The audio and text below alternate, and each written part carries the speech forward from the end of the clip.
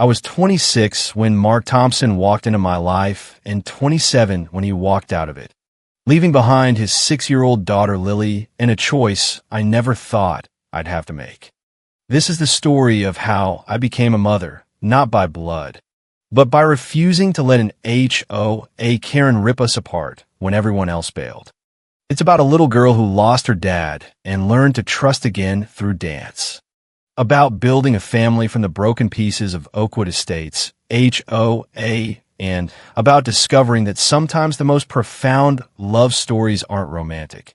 They're about staying when staying is the hardest thing you'll ever do, especially when a clipboard-wielding tyrant is trying to evict you for it. Before we dive in, have you ever watched a neighbor get destroyed by rules that were never meant to protect anyone? Drop your answer in the comments. And if you love chosen family stories mixed with HOA Karen chaos, smash that subscribe button so you don't miss the next one. Now, let me tell you how Lily taught me what love really means while the entire neighborhood watched the show. Oakwood Estates looked like the American dream on every real estate brochure. Manicured lawns, identical beige houses with white shutters, and a sparkling community center where I taught beginner ballet 3 nights a week. The pay barely covered my rent, so I pulled double duty slinging lattes at the corner coffee shop. I hadn't gone to college. After high school, I moved to Charlotte chasing a dance career. Spent 3 years with a small company, then blew out my ankle and pivoted to teaching. It wasn't the life I'd planned at 18, but it was mine, until the HOA decided otherwise. The first time I met Mark was a Tuesday in September at the community center. His daughter Lily was starting her very first ballet class, and he brought her 15 minutes early like a nervous dad who'd read every parenting blog. She was tiny, dark curls and messy bun, enormous brown eyes scanning the room like she was memorizing escape routes. "Is this your first dance class?" I asked, crouching so we were eye level. Lily gave the tiniest nod. "Nervous?" Another nod. "That's okay. Everyone gets nervous trying something new, but I promise we're going to have fun. Do you like music?" "Yes," she whispered. "Good, because ballet is just moving to music, like playing, but fancier." I smiled. "What's your name?" "Lily." "Beautiful. I'm Miss Natalie. I'm going to be your teacher." Mark stepped forward. Tall, dark hair, just starting to gray at the temples. The kind of face that looked like it used to smile a lot. "I'm Mark." She's been begging for ballet for months. Our schedule finally lined up. "Well, Lily, you're going to love it. Why don't you and your dad wait right here until the other kids arrive?" During class, Lily was shy at first, but once the music started, she had natural grace and listened like her life depended on it. By the end, she was smiling. When parents picked up, Mark lingered. "She hasn't looked this happy in a long time." "Thank you. She's a natural. See you next Tuesday." Over the next weeks, they arrived early every single time. I'd chat with them while the other kids trickled in. One afternoon, after a particularly chaotic class, Mark rubbed the back of his neck. "This might be forward, but would you like to grab coffee?" Not as Lily's teacher, just 2 adults who might enjoy talking. I should have said no. There were probably HOA rules about dating parents who lived in the same community. But I was 26. Every date I tried had flopped, and Mark seemed kind in a tired way. I said yes. 3 days later, we sat outside the coffee shop. He told me he was an architect who'd moved to Oakwood Estates 4 years ago for a big project. His wife had died giving birth to Lily. Complications.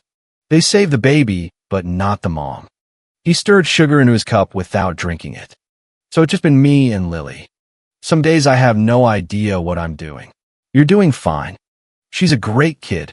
We started slow. Coffee became dinners. Dinners became weekends. I began spending time with Lily too. Little dance parties in Mark's living room where she'd make up moves and call me Nat instead of Miss Natalie.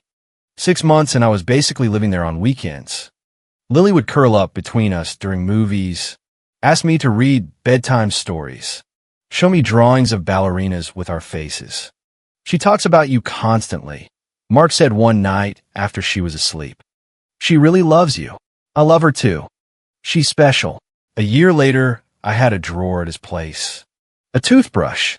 And Lily was asking when I was moving in for real. Mark and I talked about it carefully. I want you here, he said. We both do. But I need to know you're all in. Because if you leave, it won't just hurt me. It'll destroy Lily. She's already lost one mom. I'm not going anywhere. Promise. 2 months later, everything shattered. It started with Mark coming home late, forgetting Lily's school events, staring through me like I was a stranger. I asked if he was okay. He snapped that it was just work stress. Then the good days vanished. He'd sit at the dinner table hollow-eyed while Lily chattered about her day. I suggested therapy. He laughed bitterly. I don't need to shrink. I need everyone to stop hovering. Lily noticed. Is Daddy mad at me? She asked while I helped with homework. No, sweetheart. He's just tired. The night it happened was a Friday in November. Lily was at a sleepover, rare night off for us. I hope we could finally talk. Mark burst through the door at 9 with wild eyes. Pack a bag. We're leaving tonight. What? Charlotte. Everything. California. Mexico. Somewhere we can start over. Just you and me. What about Lily? She's at the Johnsons. They'll keep her a few days until we figure it out. My blood turned to ice. You want to leave your daughter? Just for a little while. Until I can think clearly. I can't do this anymore. Natalie. I can't be her father. Every time I look at her, I see my wife dying. I can't carry it. Mark, you're having a breakdown. We need to get you help. I don't want help. I want to leave. Are you coming or not? I looked at the man I'd loved and saw a stranger drowning. No, I'm not abandoning a 6-year-old. Then you're choosing her over me. I'm choosing not to let a child wake up to an empty house. He grabbed his keys. Tell her I'm sorry. The door slammed. His car roared away. I called his phone until it went to voicemail. Called hospitals. Police. Nothing. At 8 the next morning, Lily's friend's mom dropped her off. Backpack bouncing. Smile huge. Nat, we made brownies. Then she looked around. Where's Daddy? I knelt. Heart cracking. Sweetie, Daddy had to go away for work for a little while. But I'm here. I'm staying with you until he comes back. When? I don't know yet. But you're safe. I promise. She accepted it at first. The first 2 weeks, I moved my stuff into Mark's house. Called his office with a vague family emergency. Told his elderly mother in Florida the same. I didn't call CPS. I knew what foster care looked like. I reduced my teaching. Picked up extra barista shifts. Watched my savings bleed out. Then the first HOA letter arrived in Mark's mailbox. Dear Mr. Thompson, we have received reports of unauthorized long-term occupancy at your property. An adult female and minor child appear to be residing without proper HOA board approval or updated occupancy forms. Per Section 4.2 of the covenants, non-family members are limited to 7 consecutive days without written consent. Please remit $250 fine and submit Form HOA 17 within 10 days or face daily penalties and possible lien on the property. Sincerely, Evelyn Hargrove, President, Oakwood Estates, HOA. I stared at the letter like it was written in another language. Unauthorized? I'd been here for over a year. But Mark was gone. The deed was still in his name. And apparently the HOA didn't care about real life. They cared about forms. I paid the fine. I had to. Then the second letter came. Noise violation. Dance practice audible after 7 p.m. Disturbing neighbors. $150. Lily's toys left on the driveway. Another $100. I started parking my car 2 blocks away, so Karen wouldn't spot the extra vehicle. At the monthly HOA meeting, I sat in the back row, while Evelyn Hargrove, perfect blonde helmet hair, pastel cardigan, smile like a shark, stood at the podium. Neighbors, we must protect the integrity of our community. Some households are taking advantage of our trust. We've seen unauthorized minors and non-owners creating disturbances. We're not heartless, but rules exist for everyone's safety. Eyes flick toward me. Whispers. Someone actually said, "That poor abandoned girl," loud enough for the room to hear. I kept my face blank, but inside I was screaming. Show. Don't tell. Right? So I smiled politely, nodded, and paid the next fine. Lily started asking every single day, "Is Daddy coming home tonight?" "Not tonight. Sweetheart. Tomorrow." "I don't know, but I'm here. I'm not going anywhere." She believed me for 2 weeks. Then the anger hit. "You're lying," she screamed one night, cup flying across the kitchen and shattering. "You did something to him. I hate you. I want my daddy." She locked herself in her room, threw toys, sobbed until she couldn't breathe. I sat on the kitchen floor, surrounded by broken ceramic, and cried too, because Karen's letters kept coming, now accusing me of harboring a child without legal documentation, threatening to involve Child Protective Services for Lily's own good. I endured. I established routines: breakfast at 7, school drop-off, barista shift, pick up, homework, dinner, bath, story, bed by 8:30. Some days Lily fought me on everything. "You're not my mom. You're just Daddy's girlfriend," and he left. "So you don't get to tell me what to do." "You're right. I'm not your mom. But I'm the adult here, and you still need to brush your teeth. I hate you. I wish you left instead of Daddy." The words landed like punches, but I kept my voice steady. "I know you're angry. I know you miss him. But I'm here, and I'm staying because I love you." After weeks of that storm, one night, she crept into my room after bedtime. "Nat, I had a bad dream." I lifted the blanket. She climbed in. "Daddy came back, but he didn't know who I was." "That must have been scary. Do you think he forgot me?" "I think he's sick right now. In his brain, like when your body gets sick and needs medicine. Sometimes people don't think clearly. But even if he doesn't come back soon, you're going to be okay because I'm not leaving. I promise." She was quiet. Then, "Can I sleep here tonight?" "Of course." She curled against me and within minutes was asleep. I stared at the ceiling, wondering if love was enough when the entire neighborhood was trying to evict us. But her small hand found mine, and I knew I couldn't walk away. 3 months after Mark vanished, the real hammer dropped. A certified letter from Child Protective Services landed on the doorstep. Someone had reported that Lily was living with a non-guardian while her father was missing. I knew exactly who someone was. Karen had finally made good on her threats. I called lawyer Laura Young the same day. She listened. "Face grave. This is complicated. You're not blood, not married, no adoption papers. Legally, you're just a girlfriend who stayed. If CPS pushes, Lily goes into foster care until they find Mark or relatives. No, she's already lost too much. Then we file for emergency custody. It's a long shot, but if we prove you the primary caregiver, she's bonded to you. Removal would cause harm. We might win. But Natalie, if you get custody, you're signing up for the next 12 years minimum. No takebacks."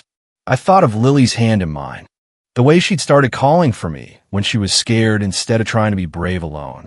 I'm sure. The investigation lasted 3 weeks. The social worker, Teresa, came, inspected the house, interviewed Lily while I waited in the kitchen, heart hammering. When they finished, Teresa called me in. "Lily says you make breakfast, help with homework, read stories." She was mad at first, said mean things, but now she says you stayed even when she was awful. Lily looked at her shoes, then up at me. "She stayed even when I was mean. She could be my mommy, even if Daddy doesn't come back and marry her." My throat closed. "I want to." "Sweetheart, I'll stay anyway." Teresa made notes. "We're recommending temporary emergency custody while we search for the father." Relief hit so hard my knees almost buckled. But Karen wasn't done. At the next HOA meeting, she stood at the podium again, voice dripping honey.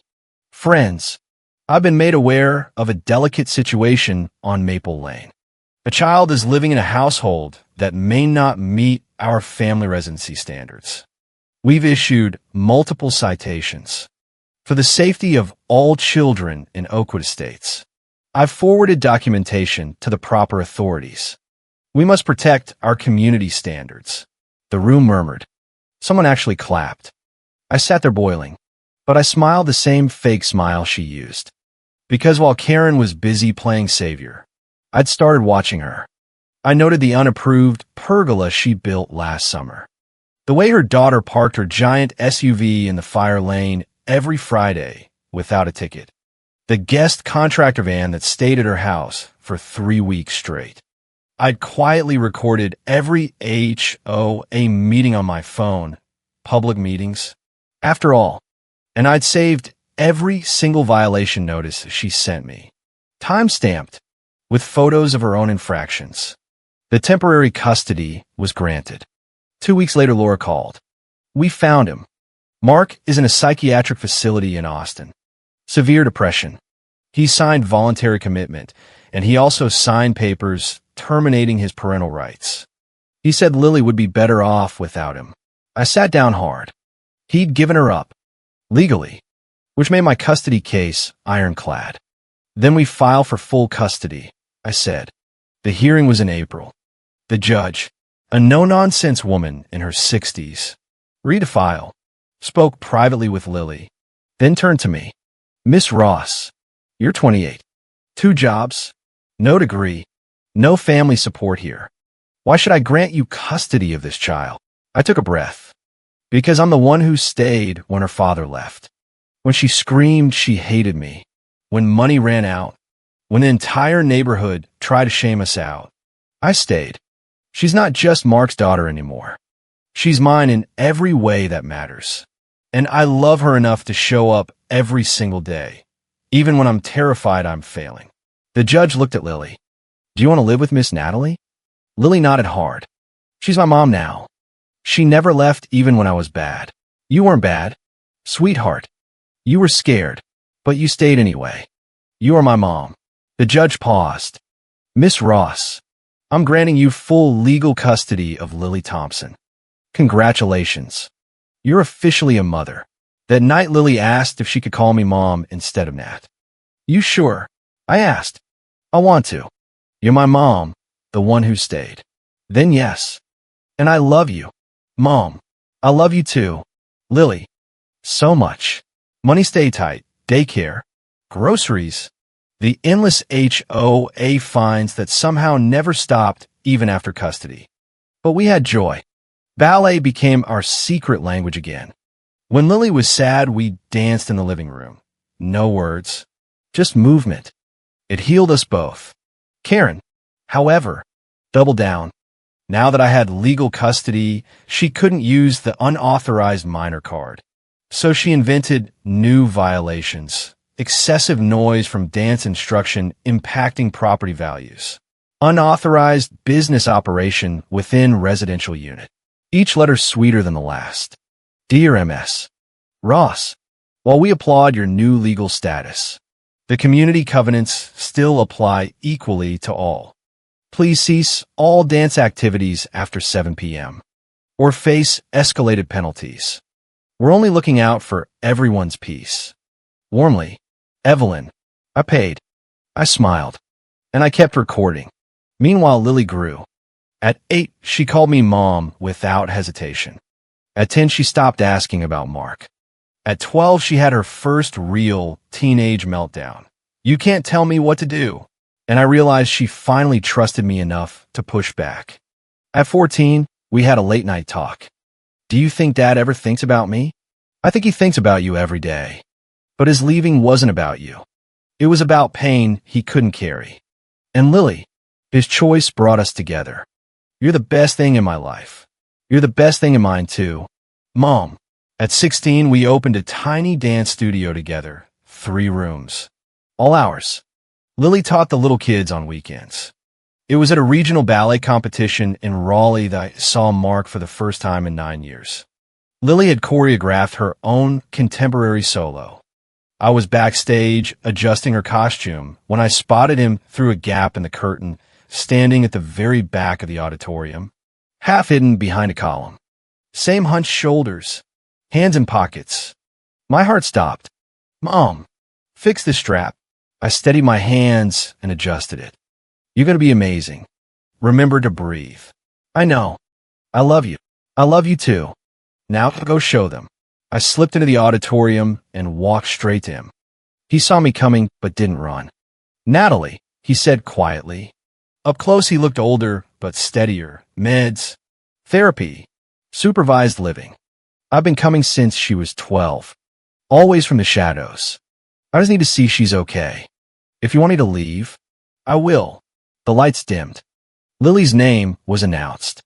We stood in silence as she danced. Loss. Healing. Becoming whole. When she finished, the applause thundered. Mark had tears on his face. She's incredible, he whispered. She is. You gave her the start. I just helped her keep going. After the performance, I asked the question he'd been dodging for years. Do you want to see her? Talk to her? Be in her life? He stared at the stage. Every single day. But I'm not strong enough. I'm functional, not whole. She has you. She doesn't need me disrupting everything. That's not your decision to make. She's 16. She deserves the choice. Hiding in the dark is cowardice. If you love her, give her the chance, even if she says no. He looked shattered. She spent years wondering if she did something wrong. I know that now. Then apologize to her. Not to me. He didn't answer. When I glanced back after the awards, he was gone again. That night, I sat in the living room, thinking about Mark watching from the shadows for 4 years, seeing his daughter grow without doing any of the hard work. Part of me was furious he got the easy version. Part of me ached because he'd never get the real version, the nightmares, the tantrums, the inside jokes, the casual, I love you, Mom at breakfast. But the real fight wasn't with Mark anymore. It was with Evelyn Hargrove. The next HOA annual meeting was 3 weeks later. I walked in with a USB drive in my pocket and every violation notice she'd ever sent me. Lily sat beside me, now tall and confident in her competition hoodie. Evelyn took the podium, smiling that same plastic smile. Before we vote on new board members, I'd like to address some ongoing concerns about selective rule enforcement. I stood up. The room went dead silent. Actually, Evelyn, let's talk about selective enforcement. Because while you fined me over $4,000 for my daughter practicing ballet in our own home, your own backyard has an unpermitted pergola and hot tub that's been there for 18 months. Your daughter's SUV sits in the fire lane every Friday, never ticketed. And that contractor van without estate plates? It stayed at your address for 23 days last summer. Clear violation of guest policy. I have timestamps, photos, and video from every public meeting where you bent the rules for your friends but crucified me for existing. I plugged the USB into the projector. Side-by-side photos filled the screen. My $100 excessive noise ticket next to her unpermitted construction. The room gasped. Phones came out.